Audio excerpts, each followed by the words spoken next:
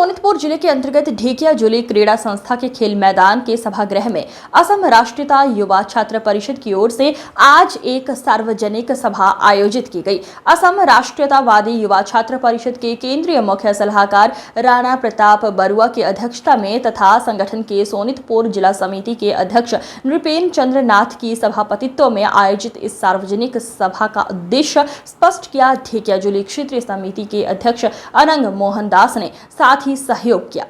आज आयोजित इस सार्वजनिक सभा में राष्ट्रीयतावादी युवा छात्र परिषद के केंद्रीय समिति के उपाध्यक्ष जितुल राज खोवा, क्रीड़ा सचिव दिंगत चेटिया, केंद्रीय कार्यकारी सदस्य जयंता सैकिया, ढेकियाजुली क्रीड़ा संस्था के अध्यक्ष रातुल कुमार नाथ, सचिव प्रदीप सरकार, ढेकियाजुली लोक नायक अमीय कुमार दास, महाविद्यालय के प्राचार्य डॉक्टर सुखदेव अधिकारी, असम चाय जनजाति छात्र संघ के सोनितपुर जिला के पूर्व अध्यक्ष लक्षेश्वर मिर्धा, अखिल असम आदिवासी छात्र संघ के सोनितपुर जिला अध्यक्ष आनंद तांती आदि उपस्थित रहकर विषय पर महत्वपूर्ण भाषण प्रस्तुत किए गए। आज की इस सभा में राष्ट्रीयतावादी युवा छात्र परिषद के केंद्रीय नेता सुजीत कटकी, भगवान वैश्य, आशा नेता रोहित तांती, कई संगठनों के नेता तथा कई अन्य विशिष्ट व्यक्तियों के अलावा राष्ट्रीयतावादी युवा छात्र परिषद के 50 से अधिक नेता कर्मचारी उपस्थित रहे।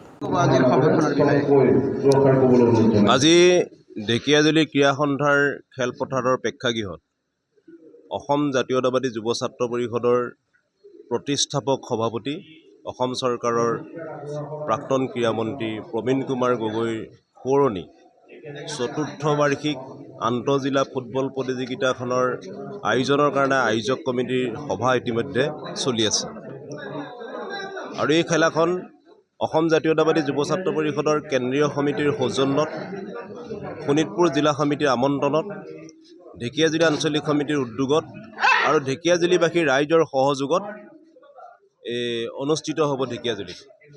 আৰু কিছু সময়ৰ পাছতে আমাৰ আয়োজক কমিটিখন গঠন হ'ব আৰু এই আয়োজক কমিটিখনে সমগ্ৰ জিলাৰ পৰা প্ৰায় 25টামান দল ইয়ালৈ আহিব। আমাৰ জাতীয়তাবাদী যুৱ ছাত্ৰ পৰিষদৰ প্ৰতিখন জিলা সমিতিয়ে একোটাকৈ ফুটবল দল দিব।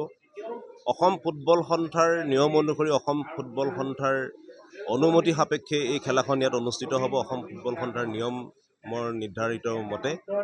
আৰু আজি এখন সৰ্বাংগ সুন্দৰ ফুটবল খেল পৰিচালনা সমিতি ইয়াত গঠন হ'ব, যিখন পৰিচালনা সমিতিয়ে ইতিমধ্যে আমি আজি এটা তাৰিখ নিৰ্ধাৰণ কৰিছোঁ। অহা অক্টোবৰ মাহৰ 23, 24, 25, 26 অক্টোবৰত আমি আয়োজন কৰিম।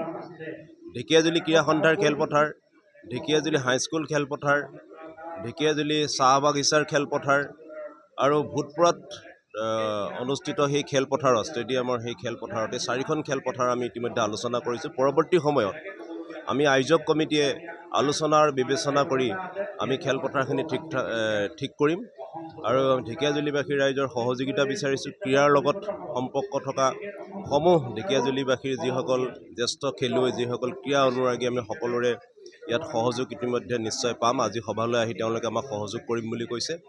গতিকে এই আপাহতে আমি সমূহ খেলুৱৈ প্ৰেমী ৰাইজলৈ, ক্ৰীড়াপ্ৰেমী ৰাইজলৈ আমাৰ শুভেচ্ছা আৰু অভিনন্দন থাকিল। আৰু এই চতুৰ্থ বাৰ্ষিক প্ৰবীণ গগৈ সোঁৱৰণী ফুটবল খেল প্ৰতিযোগিতাখন সুন্দৰকৈ আয়োজন হ'ব বুলি আমি আজি অনুমান কৰিছোঁ। ৰাইজৰ যিটো সঁহাৰি, ৰাইজৰ যিটো সহযোগিতা আৰু জাতীয়তাবাদী যুৱ ছাত্ৰ পৰিষদৰ কেন্দ্ৰীয় সমিতিয়ে শোণিতপুৰ জিলা সমিতিক এই খেলাখন পাতিবলৈ দিয়াৰ কাৰণে আৰু শোণিতপুৰ জিলা সমিতিয়ে ঢেকিয়াজুলি আঞ্চলিক কমিটিক এই খেলাখন পাতিবলৈ দিয়াৰ কাৰণে মই ঢেকিয়াজুলি জাতীয়তাবাদী যুৱ ছাত্ৰ পৰিষদৰ এগৰাকী সতীৰ্থ হিচাপে শোণিতপুৰ জিলা সমিতি আৰু কেন্দ্ৰীয় সমিতিক ধন্যবাদ জ্ঞাপন কৰিছোঁ।